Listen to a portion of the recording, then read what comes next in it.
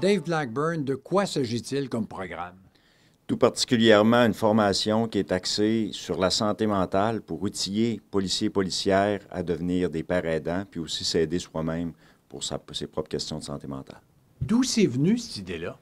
Bien, l'an dernier, avec le suicide là, du policier Desrochers au mois de mai, moi j'ai pris l'initiative de contacter le directeur, M. Baudouin, pour, donner mes sympathies par rapport à ça. Moi, vous savez, là, je suis un ex-officier des Forces armées canadiennes qui a connu la perte de frères d'armes et de sœurs d'armes. Donc, c'est important pour moi de faire ça. Et aussi, en même temps, de proposer l'expertise de l'UQO dans le domaine de la santé mentale pour essayer d'outiller policiers et policières.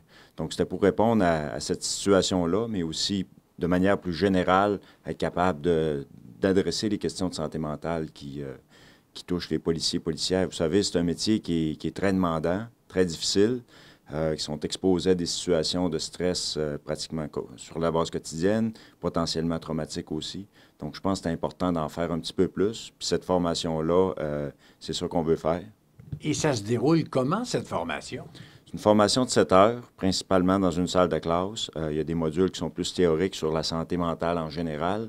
Après ça, on rentre dans des composantes vraiment précises du travail de policier, des notions de protéger quand la santé mentale va bien, des notions qui peuvent être mises en place pour garder cette bonne allée-là en termes de santé mentale, des notions de détection, les signes, les symptômes, quand quelqu'un va moins bien.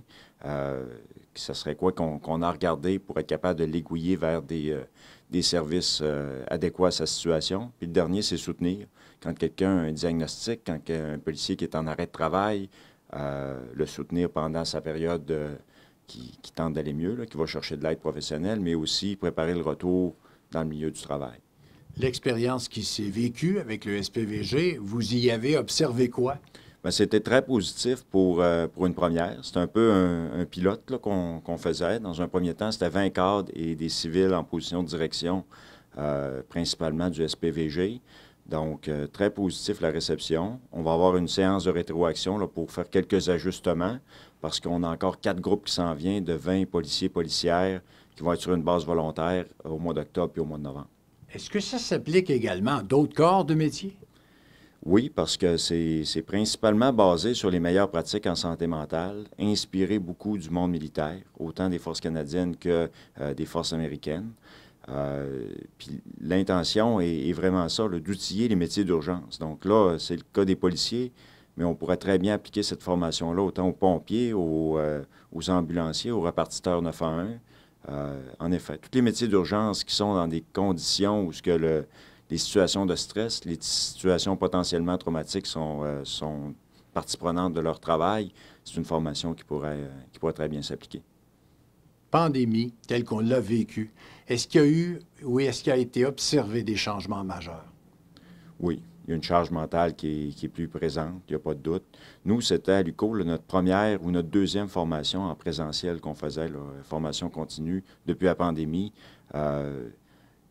Les policiers qui ont participé étaient contents, je pense, d'être dans la salle pour pouvoir échanger, pas rien que sur un ordinateur, mais en face à face.